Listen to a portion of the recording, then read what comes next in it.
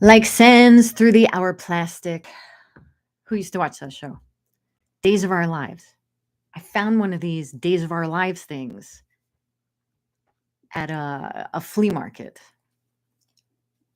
It is made of plastic, which I'm glad about. Maybe not plastic. Maybe it's made of like a plexiglass. It's kind of cool looking. It's a nice size.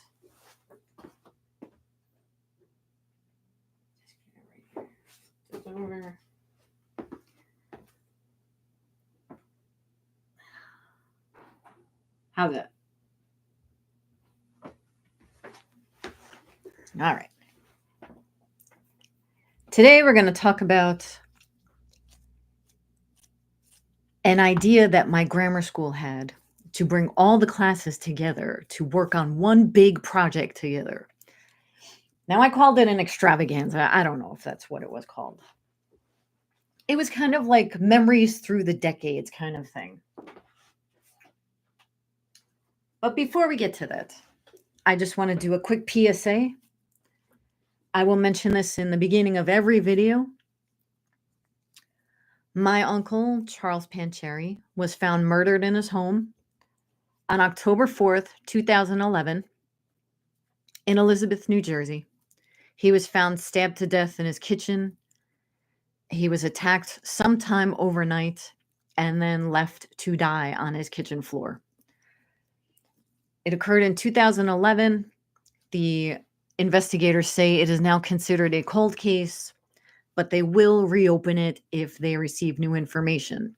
So I would like for anyone that might have some information to please call Crime Stoppers at 1-800-822-TIPS. That's 1-800-822-TIPS, 1-800-822-8477. Thank you very much. If you have any information, please reach out to Crime Stoppers. And now, what you guys love, I know you love it, my lame theme song. Ready? All right, hold on. I gotta get it here. Who's the girl who never answers her phone? Who's the girl who's never flown a drone? Who's the girl who loves to bitch? Oh shit. Who's the girl who loves to bitch and moan? Well, her name is MUBBO.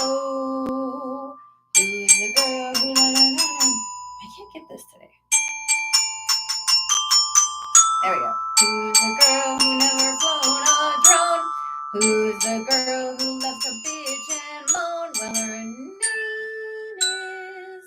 MUBBO. That's me, mother. So today we're going to talk about my school. If you watched my last video, the one where it told the story of my fear of heights and what kind of triggered that, you'll know or you'll remember that I was pulled out of my Catholic school right after 4th grade, going into 5th grade. And the reason for this is because it was rumored that the 5th grade teacher was an alcoholic. There were some very substantiated rumors that this teacher would keep a bottle in her desk, or she would take long lunches and come back and smell of alcohol. Now, I never heard of anyone, any kids that came back and said, hey, this teacher, there's something really wrong with her. But apparently this was well known by the adults. They had a PTA meeting about it to suggest that she be removed from her post. They voted not to remove her, so she was able to keep her job. A lot of parents were not happy about it, so they started pulling their kid out. Myself and my friend Marcy, who you remember from my last video, were two of the kids that got pulled out. I got sent to a public school a little bit closer to my house, not in the greatest neighborhood, while Marcy even though she lived within walking distance of my home, she was sent to a school across town because she happened to live across a major highway. So the highway was that dividing line, if you will, of what school you were going to attend.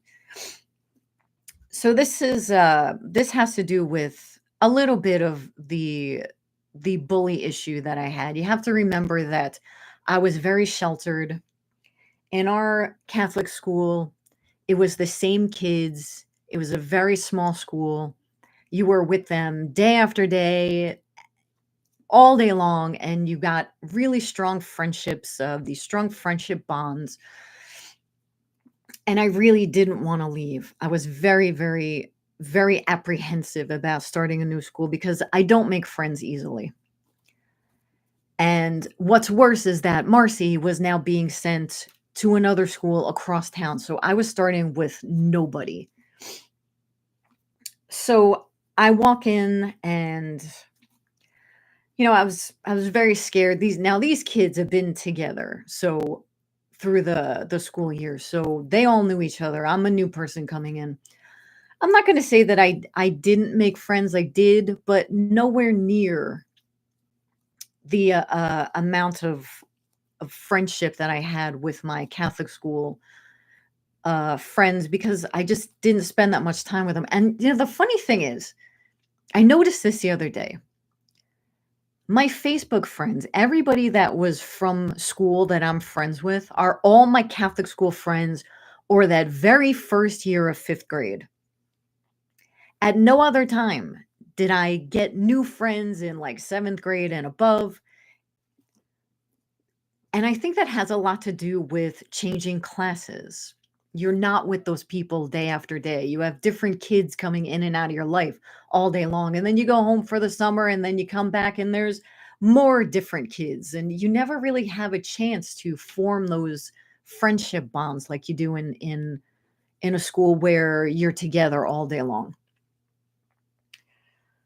I'm actually interested in how long this plastic glass is going to last because I think it's about 30 minutes. So let's see.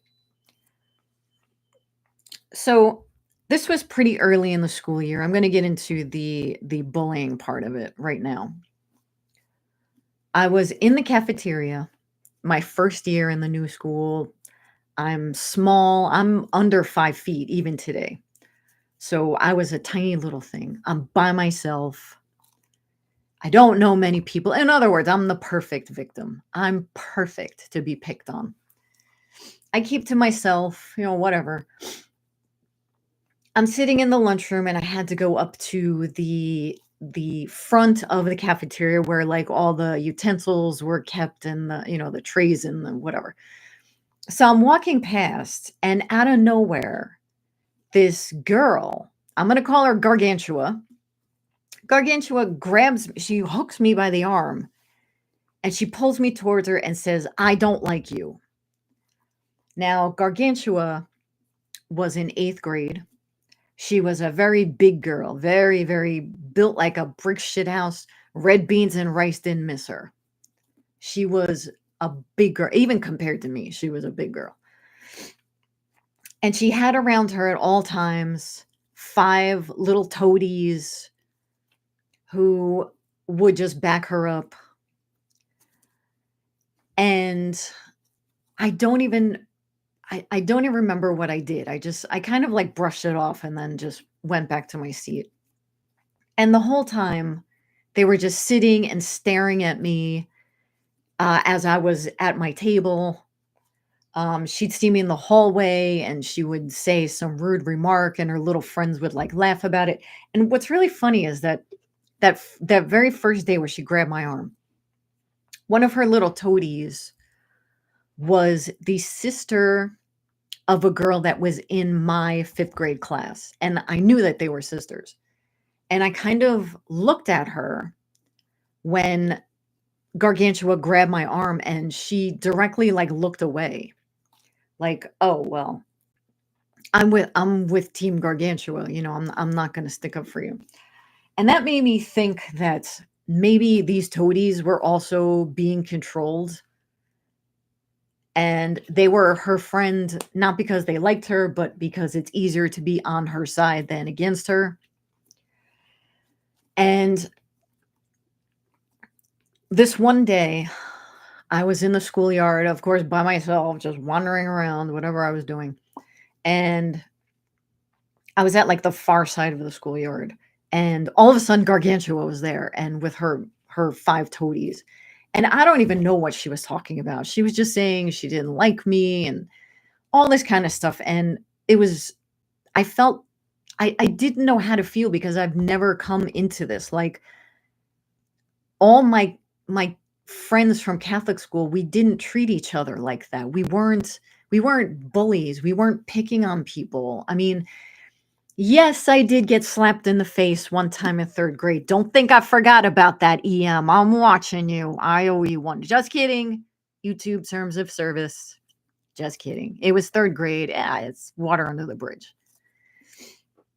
But yes, I did get slapped in the face by a boy. Other than that, there were no big disagreements. The teacher had a lot of control over the classroom. There wasn't, you could see who was friends and who wasn't. People that you didn't like, you just kind of stayed away from and gave them their space. But this was different. This was a different kind of environment. The teachers weren't there for you all the time. You were pretty much just left to your own devices and to find your way through this to this environment. So in the schoolyard, when I was circled, they basically formed a circle around me, more or less. And they were saying things and getting in my face, and I don't remember the words, but I remember thinking, what is going on here? I didn't do anything to this person.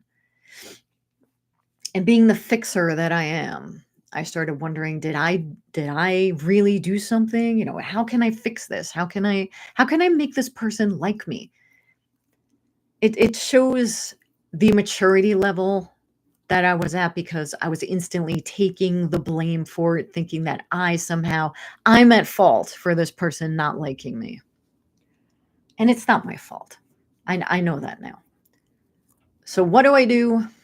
Do I stand there and fight for myself? No. I started crying and I ran like a little bitch up to the schoolyard aide and said, Gargantua's picking on me. And let me tell you, this school aide laid into Gargantua and her friends because they like ran after me as I was running to the school aide. And the school aide pretty much said, look, you guys are much older. It's 3 years, but it's a big 3 years, right? 5th grade to 8th grade. That's a big year. Those are big years. And she said, you shouldn't be picking on her. She's smaller, she's younger. You guys are weak for doing this to her.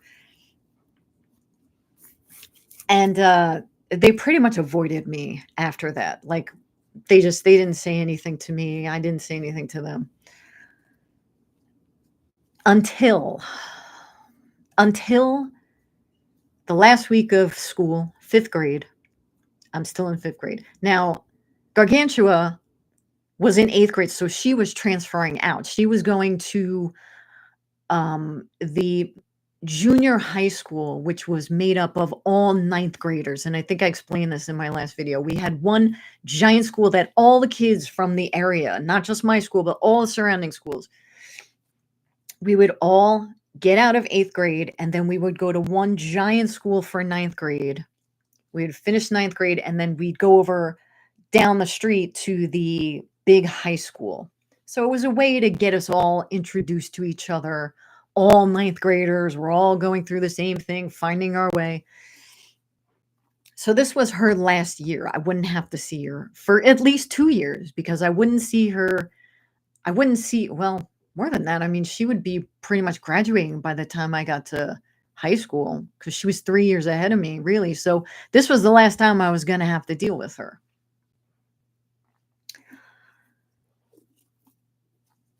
So last week of school, they decide to, I don't even know how they decided this, but they brought like the entire school. Maybe not the lower grades. I can't remember, but it was 5th grade at least through 8th grade. And we got on these buses and we went to this big park, and there was like activities, you could play baseball and soccer and run or jog or walk or whatever, play frisbee. And me, what do? I bring a book and I sit under a tree while everyone else is just running around and pairing off. I It's not that I was lonely or that I'm some loser. Like, I like having time alone. And I figured this was perfect. This was a nice summer day, towards the end of the school year. I could sit and relax, have some lunch, and just read and just relax and watch what everybody else is doing. I'm a people watcher. This is what I like to do. So I saw Gargantua and her toadies like walking around, like all together, of course. And they didn't seem to see me, or they were busy bothering someone else. The end of the picnic comes and we're lining up for the bus. We're all in a line, we're all walking to like step onto we're waiting for the doors to open so we can get in. And I feel a tap on my shoulder. And it's one of the toadies. And she says, Gargantua wants to talk to you. I'm like, well, why didn't she just come over and talk to me? Like, she's got to send her toady over to get me. So I go over to her. I'm like, all right, this is it. This is when it's all going to come to a head. And Gargantua says, I just want to say I'm sorry for bothering you. And I was like, okay. And she kind of looked at me like, well, aren't you going to say thank you? I'm letting you off the hook. But I didn't. I just said, okay, whatever. We're cool, whatever. And I don't know. Maybe that's what these other girls had to go through. Like maybe they were being bullied by Gargantua, and then Gargantua said, hey, I'm sorry. And they said, oh, now we're best friends and I'm going to be your toady. I'm not getting into that. And it's the end of the school year and I'm never going to see her again. I was just like, yeah, we're cool, whatever. And that was the last time that I saw her. Ever, really. I do see her. She is on Facebook. And of course I had to look. Of course I had to. And she's, she still looks the same, pretty much just older as we all do, and got a family, whatever. No, whatever. Now, if I was the person that I am now, this would have been handled a little bit differently. I don't think she ever intended to fight me. Like, I don't think she ever intended to, like, actively kick my ass or anything. It was just an intimidation thing. It was just I'm bigger than you. And I don't like you. And I don't know how she didn't like me. She didn't know me at all. I don't even know how she knew me. The only way she might have known me is from the one girl in her group who was the sister of someone in my class. Other than that, I never saw her. I never interacted with her anywhere. If this were me now, I'd love to say that I would have grabbed something from the station, grab what I need, a napkin or whatever, gone over to her table and looked her in the eye and then just flipped her lunch tray over on her, maybe clonged her over the head with it to start a fight. Because it wouldn't be much of a fight, because the school monitors, the lunch monitors would have been on us in no time. It wouldn't have escalated. But it's kind of hard to put that genie back in the bottle, right? Now it's on. Now I escalated it. However, if I got into a bad enough fight and this was going to be an ongoing issue, I might have been able to leverage it as something to talk my parents into letting me go back to my Catholic school if I started having issues. I probably could have made a case for it. It's just one of those things that you think about. How could I have done things differently? How could I have handled things differently? And I probably would have taken a shot at it. But back then, I wasn't thinking about the future. I wasn't thinking, wow, I could really use this to my advantage. I was just thinking, I was thinking about that moment right now. I'm being bothered. Somebody's picking on me. It's just one of those things that maturity brings. So that's my bullying story. I know it's not much, but I wanted to bring that up and I couldn't figure out how to put it into anything else that I wanted to talk about. So I figured since we were talking about middle school, I would just shoehorn it into that story. So as far as the extravaganza goes, now I'm in 5th grade. The powers that be decide they're going to have oh gosh, I think it was school wide. I think it was from 1st grade through 8th grade. And they were going to do, I'd like to say it was something like pop culture through the decades, or like in what would epitomize your decade, right? So every grade got assigned a decade that they would have to represent. Now, my teacher, Miss O, really wanted the 60s. She really wanted it. She was a Doors fan. She would bring in a record player with like Doors music. And I mean, I'm 10 years old. I can't appreciate this. But I do remember hearing the song Whiskey Bar for the first time and thinking, wow, I kind of like this. This is pretty cool. But like it never it never clicked that, I was going to suddenly become a Doors fan. I think back in that day I was still listening to country music, believe it or not. My dad loved country music, and we're talking like OG country music. When country music first started getting recognized, and it was on the radio, you had Barbara Mandrell and Dolly Parton and Kenny Rogers and Hank Williams Jr., Charlie Pride, all those guys, Willie Nelson and Waylon Jennings, all of those big names. By the way,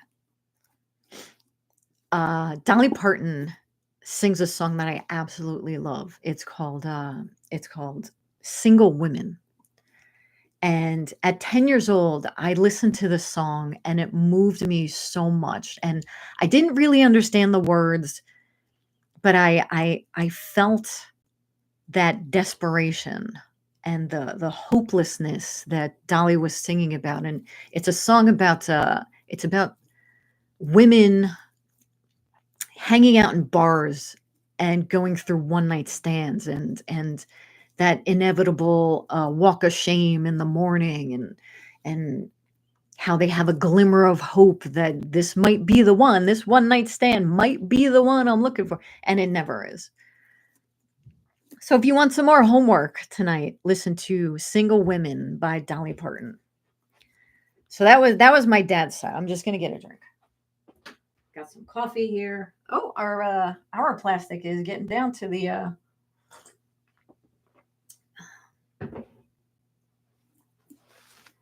we're at 24 minutes. So I'm thinking this is probably a 30-minute it's a half-hour plastic. It's not an hourglass, it's a half-hour plastic.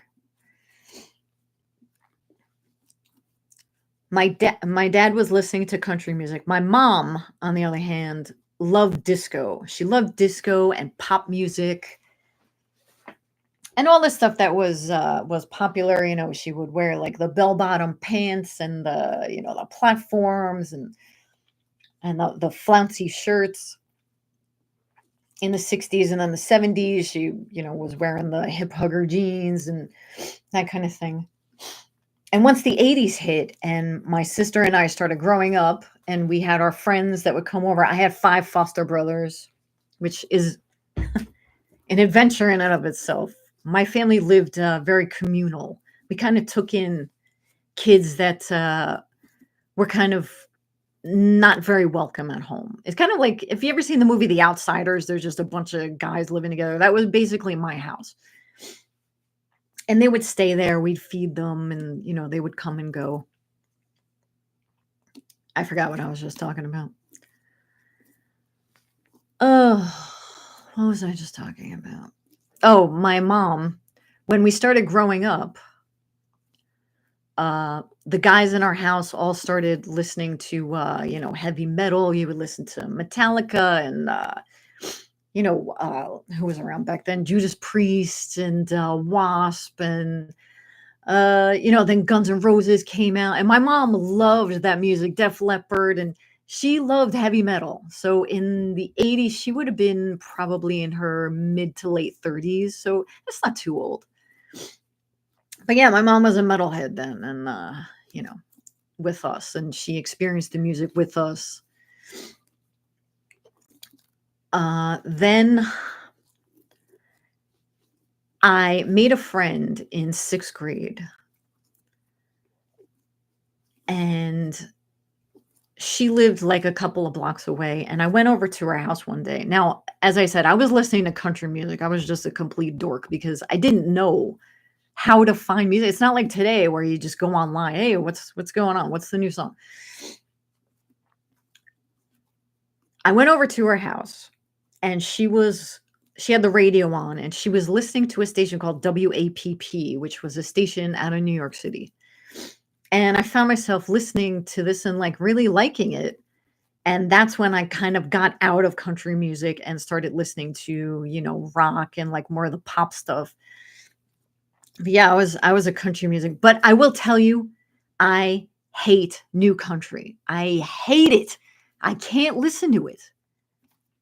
I don't know what it is. Like I don't like the whole it started with Shania Twain. It started with the what do they call it? Rock pop or um crossover country, I think is what they called it. Crossover CNW. I gotta blow my nose. Hold on.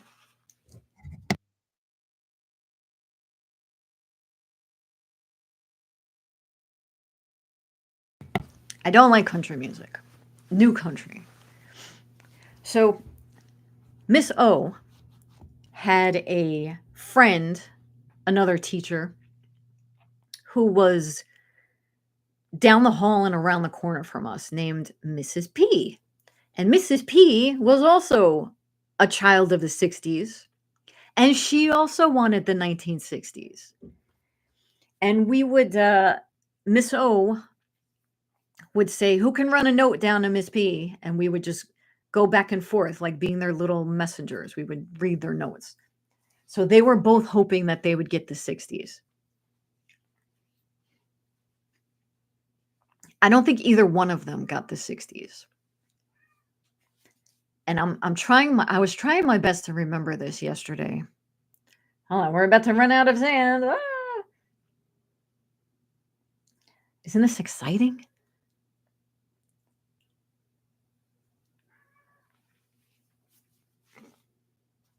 My class. I forgot how they do it. I think they just put the decades in a hat, and then somebody went around to each class, and then the teacher would pick out what decade you got. So we all found out as it was happening, right? So I'm pretty sure that our class got the 1930s. And Miss O was very disappointed in this because she wanted the 60s. I'm going to be, oh yeah, it is just about 30. Okay, let me flip it back over. Hold on.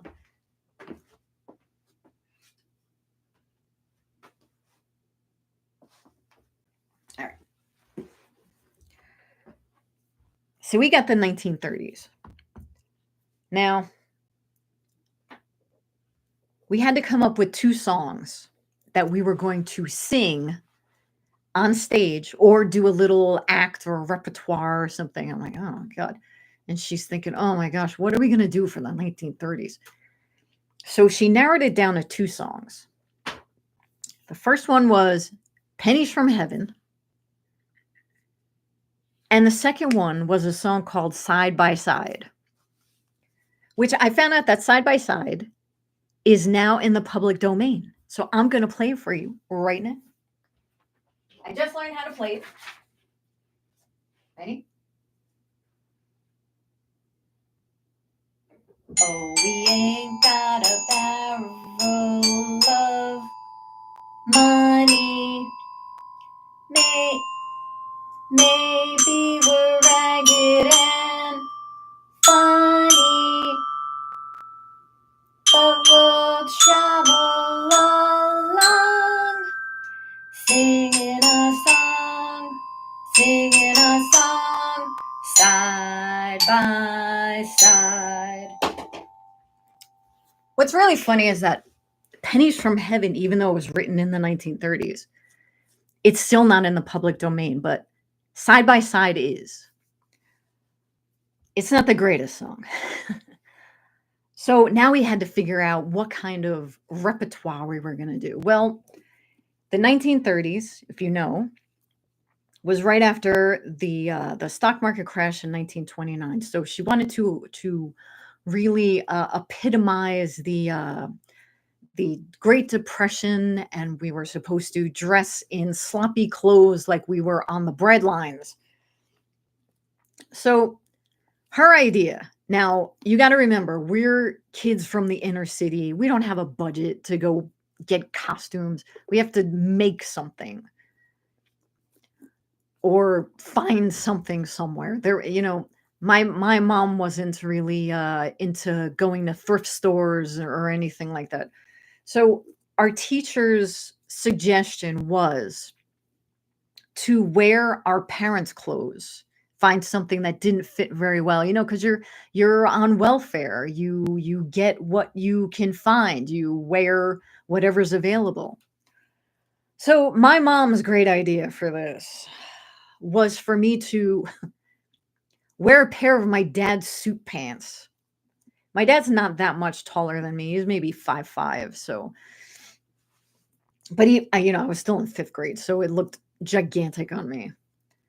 And an old ratty shirt, and just everybody looked we really did look like we were like homeless transients. So next, after we got our costumes, was, well, we want you all paired off in twos. And I'm thinking, oh no. Now, it's very important when you're a kid as to who you get paired off with. We couldn't pick who we wanted. The teacher was going to assign us who we were going to dance with. And we had to touch that person. We had to put our arm around them. Oh, we're all in this together. We ain't got a barrel of money, but we're going to make it side by side. And I'm like, God, please let me get the cute guy, please. There was this guy who I sat next to, kid who I sat next to. He was awesome. But he was so incredibly worldly. He's much too worldly for a kid of 10 years old. He would come in and he would say to me, did you catch the news last night? And I'm like, the news? He's like, yeah, the 5 o'clock news. Did you see that story about what's happening in the town? I says, no, man, I was watching Scooby-Doo. I wasn't watching the news. And he's still like that today. I think he works on Wall Street. He's an incredibly bright person. And I really wanted him to be my dance partner. But what does the teacher do? She arranges us in size order. Now, I'm teeny tiny. So I'm way at the end of the line. It starts from bigger to small, small, small. So not only do I get paired with the smallest guy in the class, who was still taller than I was, but I also got paired with the fattest guy in the class. He's not fat anymore. But I have always been fat myself. It's just I'm gonna get into that in another video, but I didn't want to be reminded of how fat I was by being paired off with the fattest guy in the class. because it just reminds me of how fat I am. So we get together, we start our little dance, we do our pennies from heaven and our side by side, and I remember this kind of being, I think it was like during the school day, and we would all get on stage, and I felt like so dumb, up there with singing from the 1930s. And why couldn't we get something cooler? Why couldn't we get the 60s? Like they did the Beatles, the 50s did, Rock Around the Clock, and all this stuff. In the 70s did, the Bee Gees, something awesome. Well, this was in the 80s. And I says, oh my God, why couldn't we have gotten the 80s? That would have been, we could play some modern music. And well, let me tell you, I think the only class that had it worse than us with the 1930s is the poor people that got the 1980s. Their dance routine was the guys and the girls, and both the guys and girls had to dress in leotards and do aerobic exercises to Pac-Man Fever by Buckner and Garcia. Now, Pac-Man Fever, that was a big hit. We thought we were hot shit because we had, Pac-Man Fever. I'm going to look this up right now. Pac-Man Fever album. If you haven't listened to Pac-Man Fever, it was an album that came out by Bruckner and Garcia in 1982. So yeah, I was in 5th grade, 1982, 82, 83. And this album had a compilation of songs about video games. So it had, all right, I'm going to read it. Pac-Man Fever, Froggy's Lament about the Frogger game, Ode to a Centipede, about the game Centipede. Do the Donkey Kong. Come on, do the Donkey Kong. Do the Donkey Kong. It's so horrible. Hyperspace, that's a good one, actually. Hyperspace, push on the button, get back in the race. Defender, Mousetrap, Mousetrap, cheese was the bait. This whole album was so cheesy. And then going berserk about the game Berserk. Half of these, I don't think anybody's ever heard of. There's some big ones. So they had to do aerobic exercises for Pac-Man Fever. Now that song is almost 4 minutes long. That's a long time to be doing aerobics for like kids. So I think they're the only ones that had it worse than we did. And speaking of video game songs, there is a YouTuber out there. His name's Ryan. And he does fantastic songs about video games. His music company is called DA Games, or DA Games. DA Games. And he does amazing, amazing work.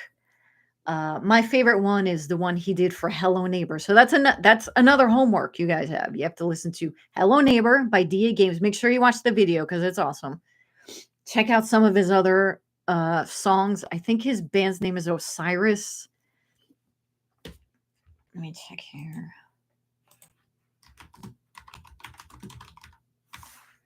I think it's Osiris. Let me see.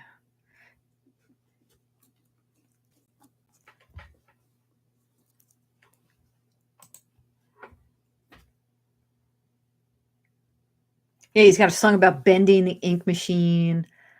Five Nights at Freddy's, Undertale. He's got a song about Doom, Gears of War. Like it's amazing the stuff that he is doing.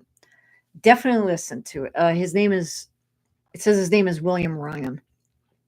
DA Games. So that's your homework. You got Single Women by Dolly Parton and Hello Neighbor by DA Games. And I think that's going to wrap it up for today. Thank you all for joining. And I'll see you guys soon. MUBBO.